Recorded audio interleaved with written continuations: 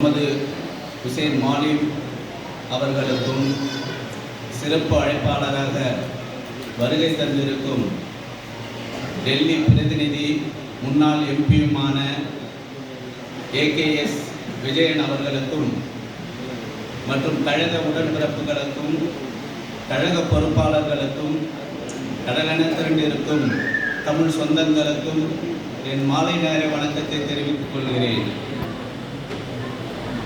கலைஞர் அவர்களின் பரிமாணங்களை பல பரிமாணங்களில் நமது பேச்சாளர்கள் நமது தலைவர்கள் குறிப்பிட்டு சென்றிருக்கிறார்கள். கலைஞர் அவர்களை ஒரு பரிமாணங்களில் நாம் பேசிவிட முடியாது. அவருக்கு பல பரிமாணங்கள் உண்டு, பல டைமென்ஷன்கள் உண்டு. அப்படி பல டைமென்ஷன் என்றால் கலைஞருடைய வாழ்க்கையில் 1976 வரைக்கும் ஒரு வாழ்க்கை, 1976 to 89 வரைக்கும் ஒரு வாழ்க்கை, 89 அவர் வாழ்நாள் உயிர் நீர்க்கிற வரைக்கும் அவருடைய ஒரு வாழ்க்கை.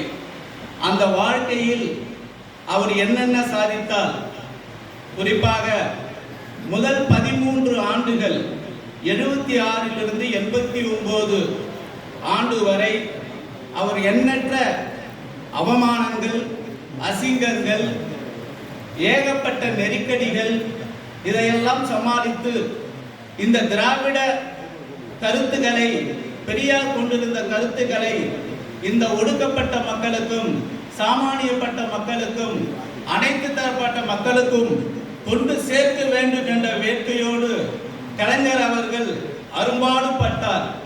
அவருடைய உழைப்பு, அந்த உழைப்பினால்தான் இன்று தளபதி அவர்கள் முதல்வராக நாற்காலியில் அமர்ந்திருக்க முடிகிறது. அன்று அவர் அண்ணா இறந்து விட்டார் என்று கால்மேல் கால் போட்டுக் கொண்டு தூங்கிக் கொண்டிருந்தார். தளபதி அவர்கள் இன்று முதல்வராக கொண்டிருக்க முடியாது.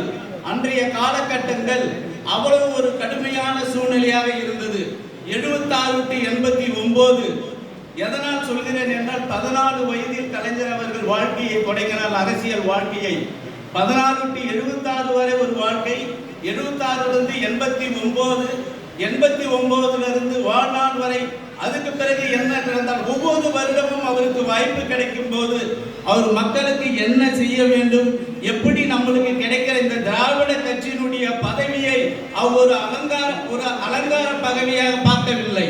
மக்களுக்கு தொண்டாற்ற வேண்டும், மக்களுக்கு ஏதாவது செய்து மக்களை ஒரு நல்வழிப்படுத்த வேண்டும் என்ற ஒரு எண்ணத்தோடு பணியாற்றி கொண்டிருந்தால் அது 2 விஷயங்களை நான் கூற முடியும்.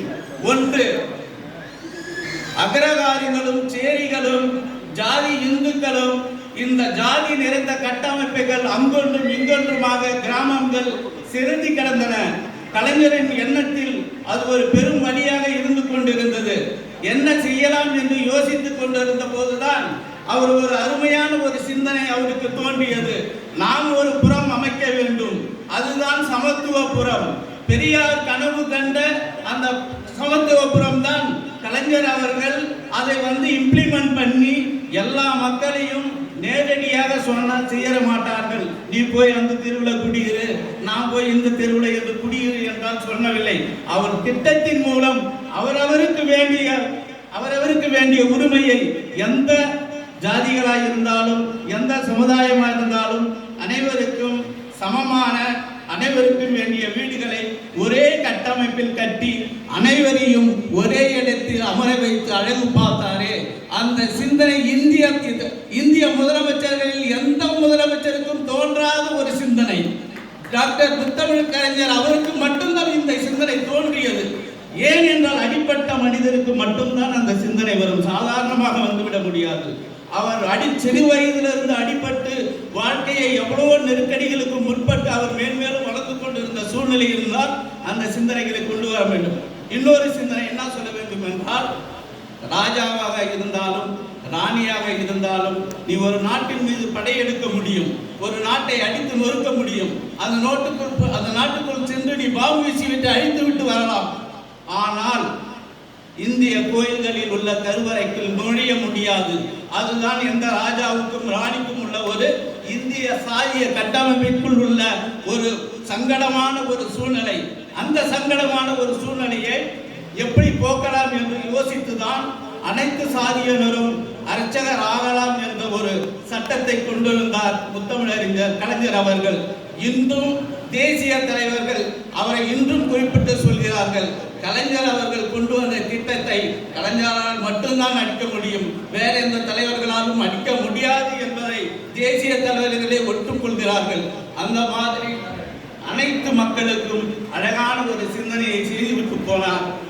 அண்ணாவை சொன்னால் கலைஞரை சொன்னால் அண்ணா ஞாபகத்துக்கு வருவார், அண்ணாவை சொன்னால் பெரியார் ஞாபகத்துக்கு வருவார். பெரியாரை அண்ணா செம்மைப்படுத்தினார், கலைஞர் வலிமைப்படுத்தினார். எப்படி என்றால் அவர் கருத்துக்களை எல்லா கிராமங்களிலும் எல்லா மக்களிடத்திலும் கொண்டு சேர்த்ததன் விளைவுதான் இன்னைக்கு நாம் அனைவரும் ஒழுங்காக கல்வி கேட்க முடிந்தது. இந்த அளவுக்கு ஒரு நல்ல பொசிஷன்ல இருக்க முடிந்தது என்றால் அது பெரியாரும் அண்ணாவும் டாக்டர் முத்தமிழ் கலைஞர் அவர்களும் வகுத்து வைத்த வழிதான் என்பதை சொல்லி வாய்ப்புக்கு நன்றி கூறி அனைவருக்கும் விடைபெறுகிறேன். நன்றி,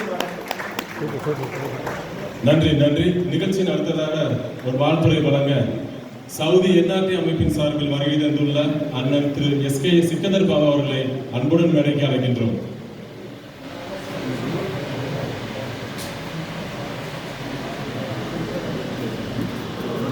கரெக்டு கரெக்டு செம கரெக்ட்